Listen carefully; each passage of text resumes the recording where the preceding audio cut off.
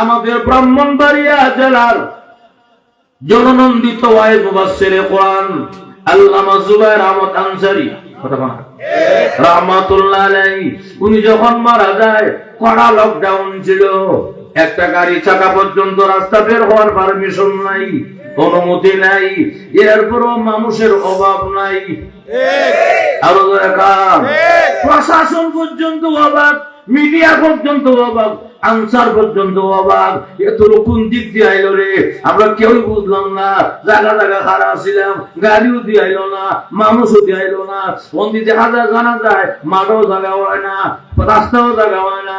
এতটুকু কোন দিক দিয়ে আইলো রে। ব্রাহ্মণবাড়িয়া আহলে হক উলামায়ে কেরাম মন্তব্য করেছেন আল্লামা আনসারী জানাজা মানুষ কমই হইছে, বেশিরভাগ হলো আল্লাহর রহমতের ফেরেশতা। এমন জীবন তুমি করো হে গঠন, মরণে হাসিবে তুমি কাঁদিবে ভুবন। আল্লামা আনসারী আস্তে আস্তে বিদায় হইয়া উনি দেখা যায় জান্নাতের বাগানে শুয়ে আছে মাদ্রাসার পাশে। আমরা এখনো দেখা যায় উনার জন্য কান্দি এবং চোখের পানি ছাড়ি এবং দোয়া করি, কেন উনি ভালো ছিল।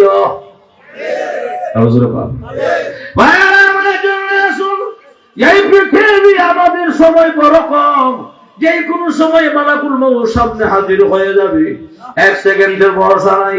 প্রত্যেকটা জিনিসের গ্যারান্টি আছে, একটা লাইটের গ্যারান্টি 6 মাস আছে, একটা মোবাইলের গ্যারান্টি আছে, আমার হাতে একটা ঘড়ি আছে 12 বছরের গ্যারান্টি, এক যুগ গ্যারান্টি দিয়েছে, জুতার গ্যারান্টি আছে, একটা মাইকের গ্যারান্টি আছে, দুনিয়ার প্রত্যেকটা জিনিসের গ্যারান্টি আছে, কিন্তু আপনার আমার জিন্দেগির কোনো গ্যারান্টি নাই।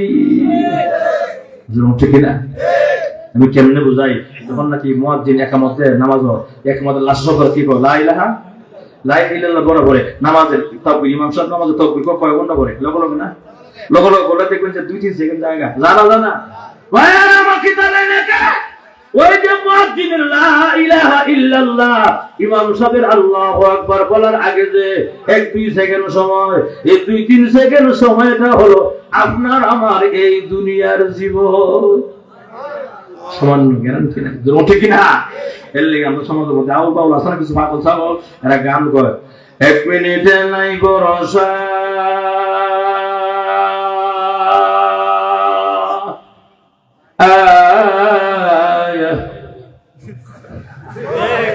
আসলে নাই 1 মিনিটে নাই ভরসা, এটা ও একটা দাঁড়াবে ও আর ভালো লাগছে মাজুর ঠিক না? 1 মিনিটের বড় শ্বাস, এই শ্বাসটা আছে, এই শ্বাসটা বাই করার সময় আছে, বিতরণ সময় আছে নিয়া কোন গ্যারান্টি আছে না? আসলে কোনো গ্যারান্টি নাই। যে কোনো সময়ে শ্বাসটা ভিতর থেকে বের হলে বারবার ভিতর থেকে বের হয়ে গেলে আবার ভিতর ঢুকানোর কোনো ক্ষমতা নাই, গ্যারান্টি নাই। গভীর মনোযোগ দিবেন ভাইয়ের আমার। আল্লাহর পয়গম্বর মুসা আলাইহিস সালাতু ওয়াস সালাম রাস্তা দিয়ে কোথাও বের হতেন, সফরে যাবেন, হাঁটতে হাঁটতে নদীর পাড়ের মধ্যে গেছে, গিয়া দেখে একজন বৃদ্ধা মহিলার কান্নার আওয়াজ শোনা যায়। উনি তবে দাঁড়ায় গেলেন, আবার শুনতে পারলেন মহিলার কান্নার আওয়াজ শোনা যায়। সামনে আগালেন, আগায় গিয়া দেখে একজন বৃদ্ধা মহিলা নদীর পাড়ে বসা ওজুরে কাঁদতেছে, চিৎকার করে। এমনি মুসা আলাইহিস সালাম বলে, বাবা তুমি কেন কান্দো একা একা, কেন কান্দো, কান্দার কারণ কি?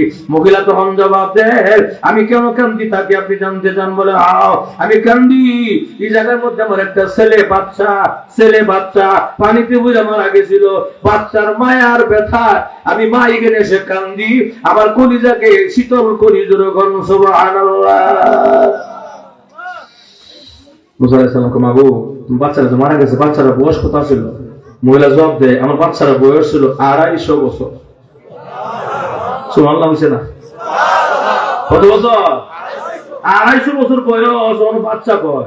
এর লাগি মুসা আলাইহিস সালাম মুস্কি হাসি মারছে, মাগো তোমার সন্তানের বয়স 250, তুমি এখন বাচ্চা কও? বলে তুমি জানো না গো মা, এমন একটা যুগ সামনে আসতেছে যে যুগের উম্মতের হায়াত মাত্র 50, 60, 70 কথা বলা 100 হন যাই না যাই। তুই কেমনে? আমরা টেকা দেখি না 20 খাই, ভাতও 20, মাছও 20, আঙ্গুরও 20, আপেলও 20 কথা বলা সব 20 খাইয়া 5 বছর নষ্ট হয়ে গেছে গা। আর কিডনি তো আরো আগুই জায়গা 100 দিয়ে পৌঁছে না, ঠিক কিনা?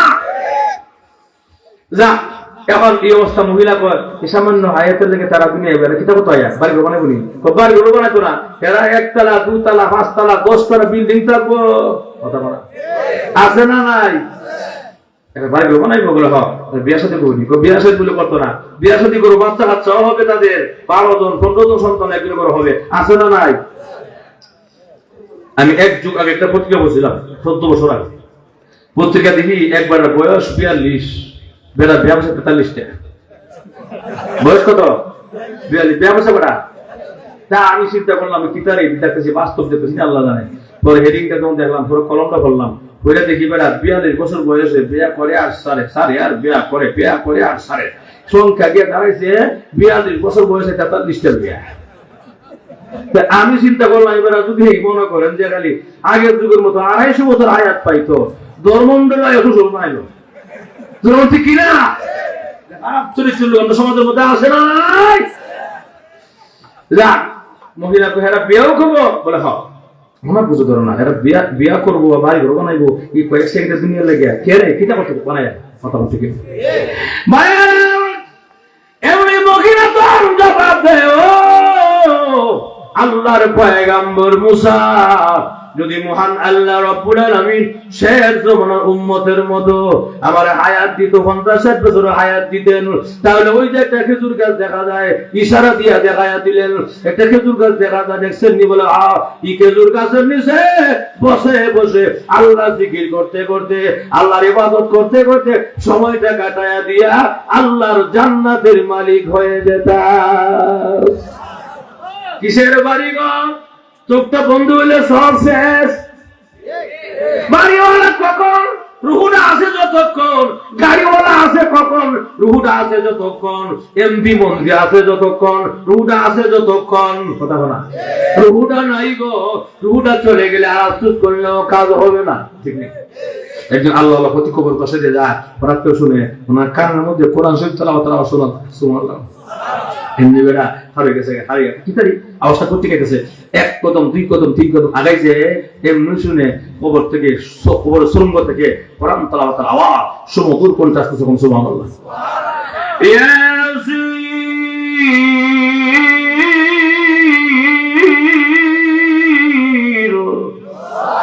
والقرآن الحكيم إنك لمن المرسلين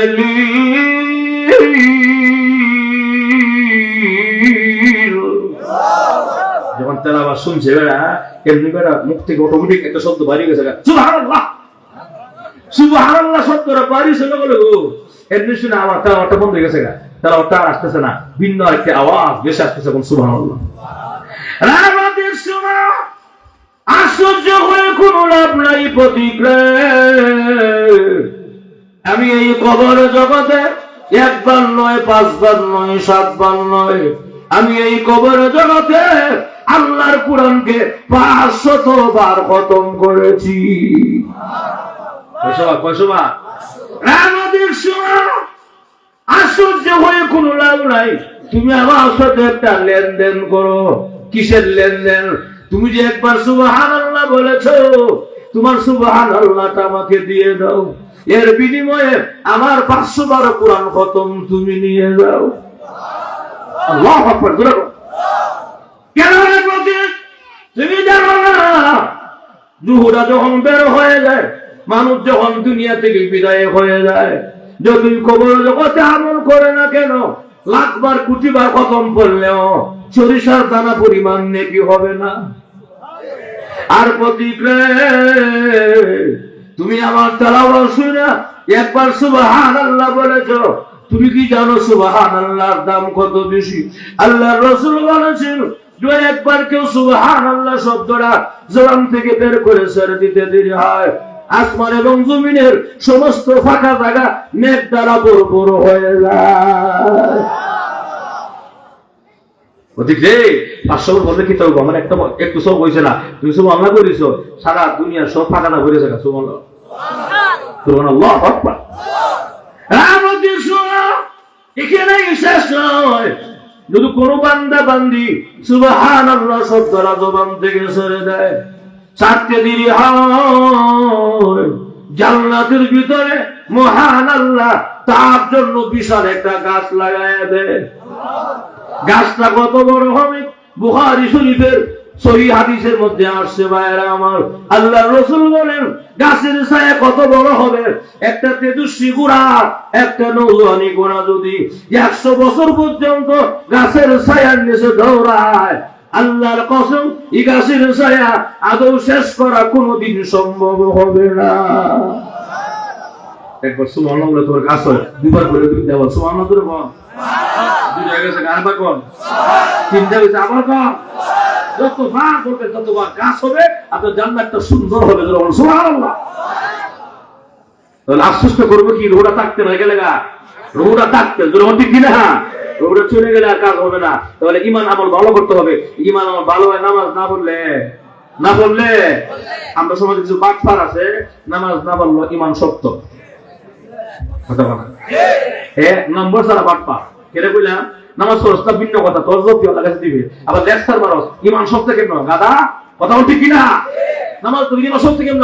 নামাজ ছাড়া বুজুর্গি নাই, নামাজ ছাড়া আল্লাহ হতে পারে না, বিশ্বাস হতে পারে না, নামাজ ছাড়া কোনো মারিফত নাই। যারা কো মারিফত এটা মোর পারবো তো, ঠিক কিনা? এরপরে আবার মারিফত কত গান হতে কয়, ঠিক কিনা?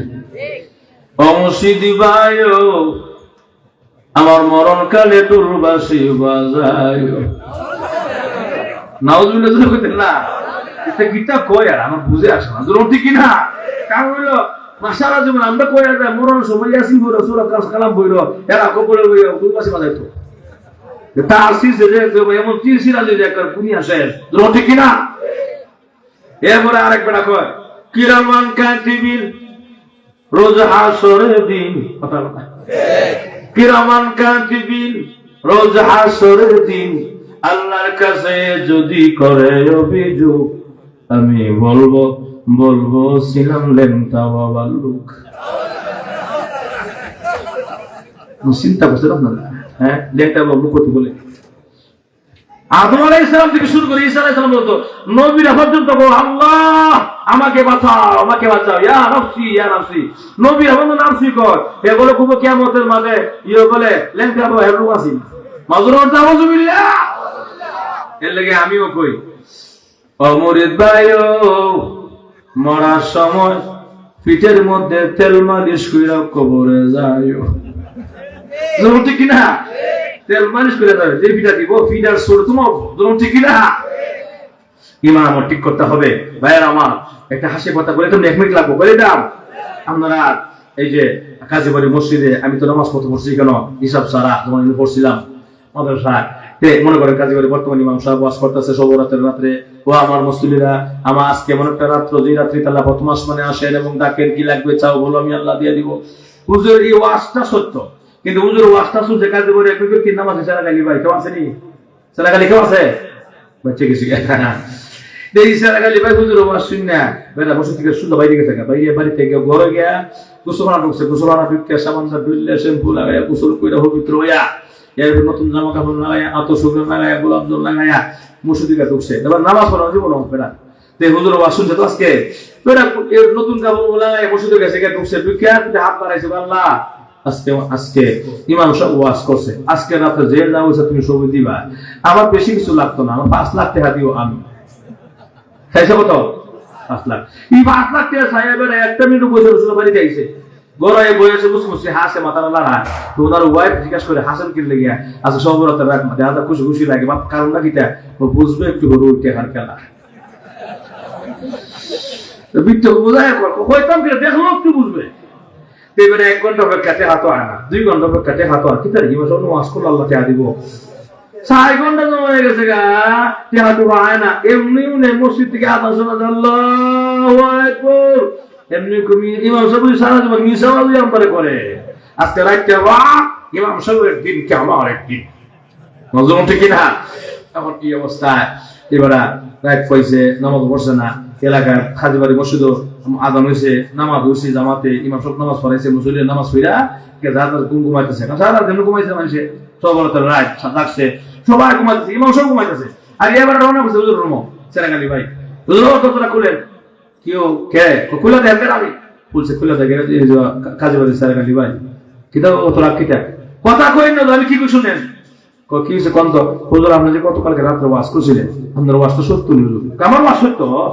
আল্লাহ নিজে হাদিসে কুসরির মধ্যে বলছেন আল্লাহ পাক হালবিল সাইল হালবিল মুস্তাগফিরিন, কে কি লাগবে চাও বলো, আমি আল্লাহ দিয়ে দিব, মাফ করে দিব। যেটা আল্লাহ নিজেও কইছে, হাদিসেও আসছে, অতএব আমার ওয়াজ সত্য। এমনি কো হুজুর আপনার ওয়াজ সত্য, আল্লাহ এই রাতে যে যা চায় তার সবই দেয়। আমি চাইতাম 5 লাখ টাকা আমার খেয়াবো, বুঝলেন না কথা? আমার 5 লাখ টাকা করে আল্লাহ তো সবুজ দিয়া আমার 5 লাখ কো ইমাম সাহেব চিন্তা করবি, এদিকে থেকে মারা হতো জগত মরবার জগত তোমার ঠিক কিনা নামাজ নাই রোজা নাই মারা জগত। এমনি ইমাম সাহেব বুদ্ধি হারাই গেছে, বুদ্ধি হারাই কয় সেটা গেলি ভাই স্বাস্থ্যের কত স্বাস্থ্য 5 লাখ। এর লেগেও দেখছিও একদম ফেরেস্তা একটা ব্যাগের মধ্যে 5 লাখ টাকা লইয়া সারাটা রাত মসজিদে ঘুরাইছে, আপনার মসজিদে বুঝতেই পারে না।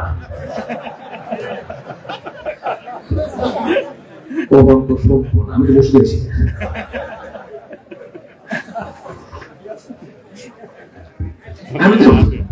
আমি তো মসজিদে আছি না, তোমার চেহারা বুঝে গেছে কথা বানা তো আল্লাহ চেহারা ঠিক বুঝেছে, তার ঠিক গুলিয়েছে। আমি মসজিদে দ্বিতীয় কাছে আপনাকে ব্যবসা কথা বলছি কিনা, তখন থেকে সারা আরম্ভ করছে, 5 লাখ টাকা এলাম। এরপরে ইমাম সব কোথা লাগতো বাড়াই দিতে গিয়ে শুনেন সারা তাইছেন অসুবিধা হতে পারে, সারা তাইছেন সমস্যা হতে পারে, ফজর নামাজ তো নাইবেন। আমি যখন ফজর নামাজ সালাম ফিরাইছি ডান দিক বাম দিকে এমনি ফেরেশতা হারুছে, হারিয়া সবার চেহারা দেখে স্যার কাজে করে সব মুসল্লি মসজিদে ফজর নামাজ আইছে, যারা গাইলে মসজিদ আইছে না। ফেরেশতার বিশ্বাস ছিল সারা তাইছেন অসুবিধা হতে পারে, নামাজ হইলো আমি চেহারাতে যাই টোকা নামাজ হক না আইছে না, চেহারা কত পুরাই তো চেহারা হয়ে গেছে না। ও সব 5 লাখ টাকা আর আমি মনে করলাম মুস্তাক আসলাম আমার তো মুসুদ থাকার প্রকাশ কথা বলতে কিনা। যারা আরম্ভ হয়েছে 5 লাখ টাকা যারা হুজুর বলতে কিনা, এমনি করে মনে মনে করে কি মনে মনে হুজুর হোনা না দোষ দে আমার রে, দোষ তো হুজুরের না, হুজুর বলতে কিনা দোষ আমার রে, দোষ হুজুরের না, দোষ তো আমার, আমি ভুল করছি, হুজুর বলতে কিনা। আল্লাহ তুই কেন বুঝতে না তাহলে সময় লাগে, কথা সময় লাগে। ভুল করেছি, অন্যায় করেছি, অপরাধ করেছি, মাফ করে দেন, আর জীবনে এমন ভুল হবে না গো। আজকে থেকে আপনার হাত ধরে তওবা করলাম এবং ওয়াদা করলাম গো, মৃত্যুর আগ পর্যন্ত আর কোনোদিন 5 ওয়াক্তের নামাজ মসজিদে ছেড়ে দিব না। সুবহানাল্লাহ জোরে বলা। এজন্য আসুন ঈমান আমল ভালো করতে হবে, ঈমান আমল ভালো করলে 5 ওয়াক্তের নামাজ জরুরি, নামাজ ছাড়া কোনো বুজুর্গই নাই। নামাজ অবশ্যই আপনাকে আমাকে পড়তে হবে, নামাজ পড়তে হবে। এই দুনিয়ার পেছনে পড়ে আখিরাত ভোলা যাবে না। আল্লাহ বলেন ফাআম্মা মান তাগা ওয়া আতারাল হায়াতাদ দুনিয়া, যারা দুনিয়ার জীবনকে প্রাধান্য দেয় আখিরাতের তুলনায় তারা সবচেয়ে বোকা। বোকা জোরে কোন ঠিক কিনা? এটা দুনিয়া মিশা দুনিয়া না সত্য দুনিয়া? মিশা দুনিয়া, মিশা দুনিয়া। আমরা মিশা দুনিয়ার পিছনে হইয়া সময় নষ্ট করে লাভ নাই, জোরে ঠিক কিনা? এই মিছে দুনিয়ার পিছে পড়িয়া মরণের কথা গেছো ভুলিয়া, ঠিক কিনা? এই মিছে দুনিয়ার পিছে পড়িয়া মরণের কথা গেছো ভুলিয়া, যেদিন আজরাইল এসে মারবে তাবা রক্ষা পাবে না সেদিন পড়বে ধরা। তাহলে তুমি যত জ্ঞানী গুণী চলবে না কারো কোনো বাহাদুরি, সেই দিন রক্ত জমিয়ে হবে লাশ মুর্দা। এই মিছে দুনিয়ার পিছে পড়িয়া মরণের কথা গেছো ভুলিয়া, ঠিক না বলেন? মরণ কি আমরা ভুলে গেল? মরণ আবার ভুলে না, জোর ঠিক না? যখন সময় হবে আজরাইল আসবে, 1 সেকেন্ড আগেও না 1 সেকেন্ড পরেও না, জোর ঠিক না?